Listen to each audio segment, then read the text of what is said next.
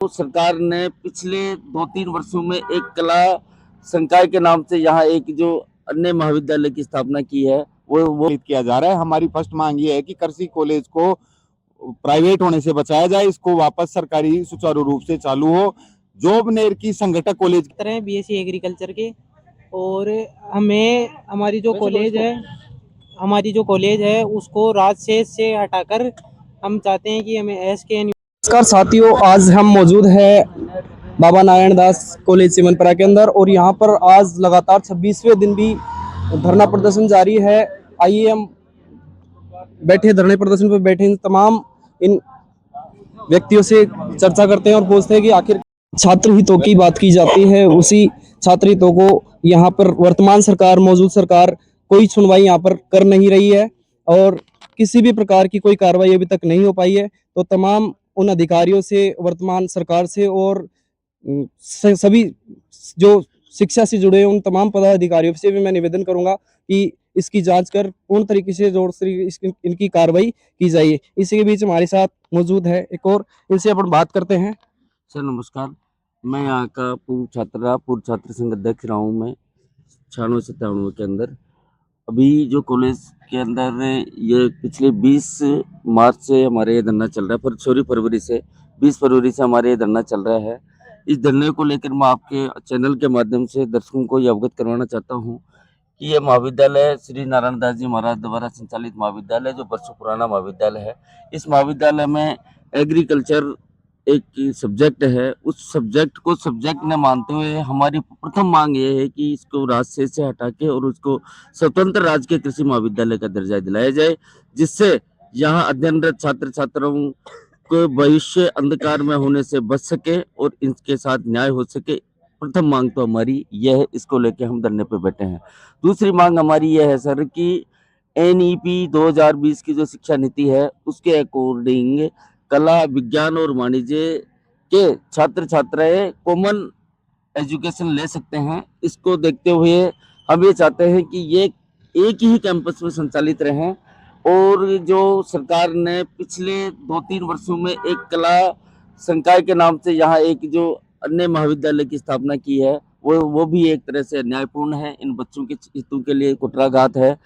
क्योंकि हम ये चाह रहे हैं कि ये एक ही कैंपस में संचालित हों, जिससे कि बच्चों को 2 से 3 किलोमीटर जो अभी नया महाविद्यालय का जो भवन बना है उसमें जाने में बड़ी असुविधा होगी, और वहाँ मूलभूत जो सुविधाएं हैं वो भी छात्र छात्राओं को नहीं मिल पाएंगी।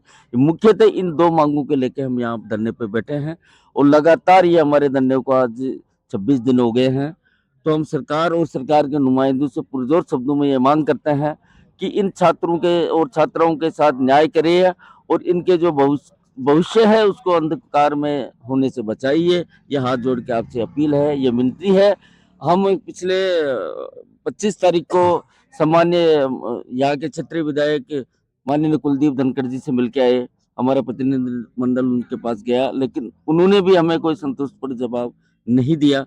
इसको लेकर हम आगामी रणनीति तैयार कर रहे हैं। इस संघर्ष समिति के जितने भी भाई लोग हैं, हम बैठ के और इसकी आगामी रणनीति जल्दी तय करेंगे, और सरकार की को हमारी मांगे मनवाने के लिए हम ईंट से ईंट बजाएंगे और इन छात्रों के भविष्य को अंधकार में नहीं होने देंगे। यह हमारा प्रण है।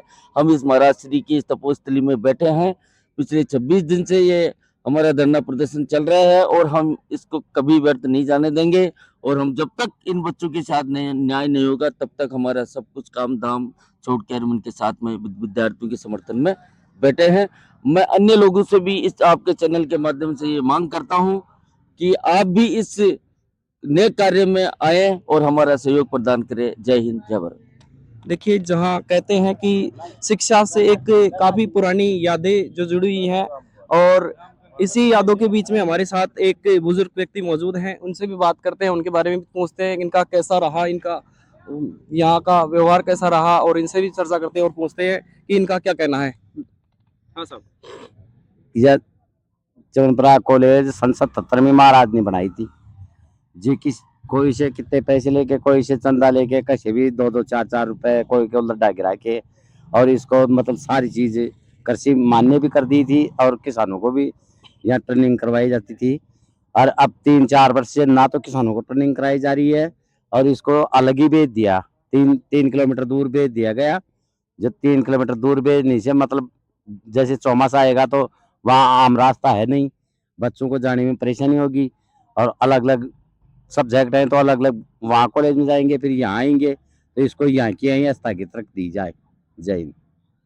मैं तमाम उन अधिकारियों से और शिक्षा के सभी जुड़े हुए उन पदाधिकारियों से और वो यहाँ के जो नेता हैं उनसे भी मैं निवेदन करना चाहूँगा। वो जाते हैं जनता के बीच में, देते हैं आश्वासन, देते हैं कि मैं मेरा साथ सबका साथ सबका विकास एक बात बोलते हैं, साथ ही साथ ये भी बोलते हैं कि मैं स्टूडेंट के लिए मर मिटने के लिए भी तैयार हूँ। तो उन तमाम उन अधिकारियों से और जो केवल बोलने के, वो कहते हैं हाथी के दांत बोलने के कुछ और दिखाने के कुछ होते हैं, तो उनसे भी मैं निवेदन करना चाहता हूँ कि वो भी एक बार आए और यहाँ धरने प्रदर्शन की जांच कर। और सिंह जी सिसोदिया जो कि पूर्व अध्यक्ष कॉलेज के हैं, बताओ साहब हाँ भैया, किस कारण से ये धरना प्रदर्शन है और किस कारण से आपने धरना प्रदर्शन लगा रखा है? हम पिछले 26 दिन से धरने पे बैठे हुए हैं।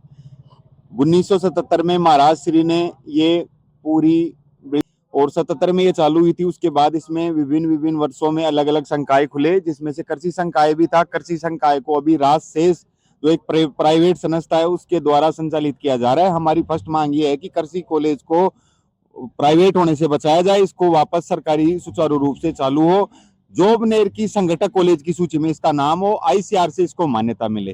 फर्स्ट मांग हमारी ये है। सेकंड मांग है राष्ट्रीय शिक्षा नीति 2020, जिसमें आर्ट्स, कॉमर्स और साइंस के विद्यार्थी, आर्ट्स का विद्यार्थी साइंस पढ़ सकता है और साइंस का विद्यार्थी कॉमर्स पढ़ सकता है, एक सब्जेक्ट।